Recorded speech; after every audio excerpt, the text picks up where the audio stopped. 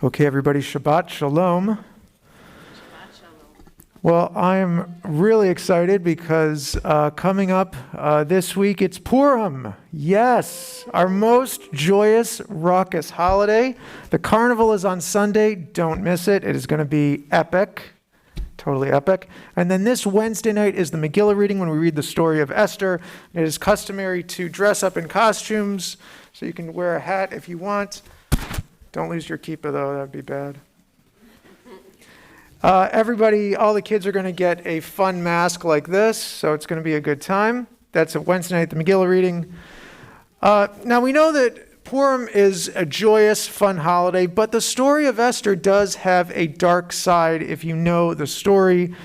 Esther, the heroine, becomes the first Jewish queen of Persia. Yay, that's good. Jewish queens. Yay, wonderful news. That happens in chapter 2, but in the very next chapter, chapter 3, what is the bad guy's name again? Yeah, boo, terrible. Yes, Haman. Chapter 3, Haman rises to power. He's second only to King Ahasuerus, and all because Esther's uncle, whose name is Mordechai, yay! Because Uncle Mordechai, Uncle Morty, would not bow down to him, Haman concocts a plan to have the kingdom's Jews murdered. So it's dark. It's a little dark, the story of Purim. Now, Esther was afraid to go and talk to the king because you had to, the way it worked in the kingdom, according to the story, is you had to have an appointment. If you didn't have an appointment to go and talk to the king, you know what could happen? That's right, you could be killed if you didn't have an appointment. So Esther was very afraid to go and talk to the king. But Mordechai, her uncle, told her, don't think that you'll be safe in the palace while Haman's decree is executed to murder all of the Jews. Don't think you'll be safe. And then he tells her something that is very profound. He says, who knows, maybe the reason that you became queen is for this specific moment to go and talk to the king and save your people. Maybe this is why you are in this position. In other words, God made it possible for Esther to become the queen so that she could save the Jews. Now, Esther, she was the queen. She could have chosen just to not take a chance. She could have chosen to just keep it on the down low, keep a low profile. She could have said, it's not my problem. She could have just continued doing queenie stuff, getting her hair done and eating all the good food and whatever, all the good clothes. But no, she knew that was not the right thing to do. She knew the right thing to do was to take a risk, to stand up for what was right, for her values, and to save her people. She risked her life, but she did it because it was the right thing to do.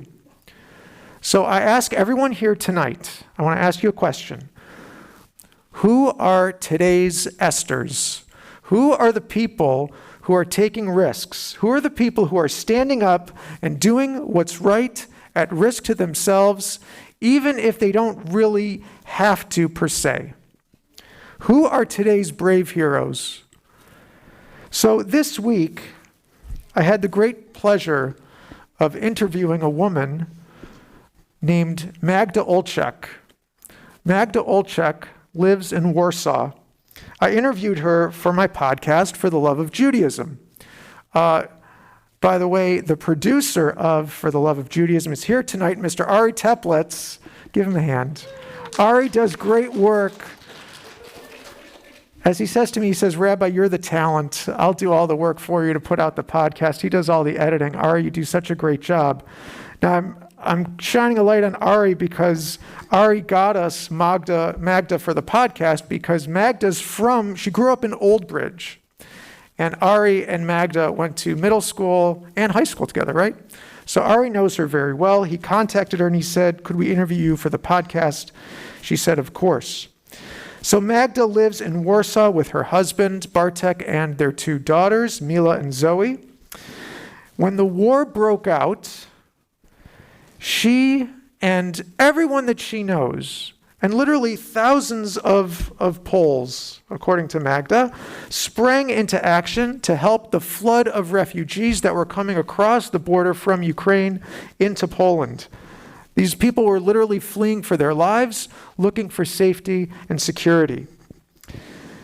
So Magda sprung into action to help the refugees. She collected food, toiletries, diapers, clothing, and not just the absolute essentials. She collected toys for the kids too, because the kids, of course, were terrified, leaving everything that they knew, possibly leaving their fathers and brothers behind. She collected toys also just to help the children. They are also helping with housing, with transportation. And there's a friend of hers who is driving into Ukraine with the biggest vehicles that he can get in order to rescue people, to bring them to safety. And he's also taking supplies, needed supplies, for Ukrainian soldiers. So Magda is a modern-day Esther. She had a choice. She could have said, this is just too overwhelming of a problem for me. I'm just one person. What could I possibly do? Let the government take care of it. I'm not going to do anything. I'm just going to do my job and take care of my kids and my family. She did not take that stance. Instead, she said, I'm going to do everything I possibly can because it is absolutely the right thing to do to help people in crisis.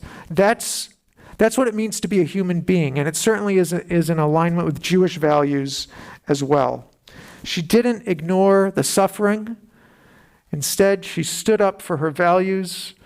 She's sacrificing her own job, her own livelihood, because she's doing the right thing. She's doing what needs to be done. I think all of us need to think about where we stand at this moment in history. My colleague, Rabbi Elliot Cosgrove, says that this is our Esther moment. All of us have a choice to make.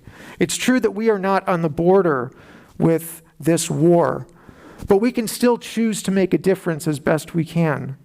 I'm thrilled that so many of you have brought in needed supplies that are going to go by cargo ship to the area to help the refugees. You can keep bringing that stuff. In fact, we're going to have the bins out at the Purim Carnival this Sunday, so please bring those needed items. Check the announcements to find out exactly what we are collecting.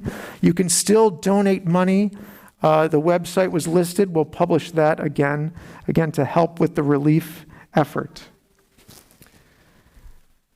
We can make a choice also. We can be like Esther. We can choose to make a difference. The worst thing that we could do would be to turn our backs and to ignore the plight of those who are suffering. We must step forward, just like Esther did, and help those who are in crisis. That is our job as human beings. That is certainly in line with who we are as Jews. Thank you. Shabbat Shalom.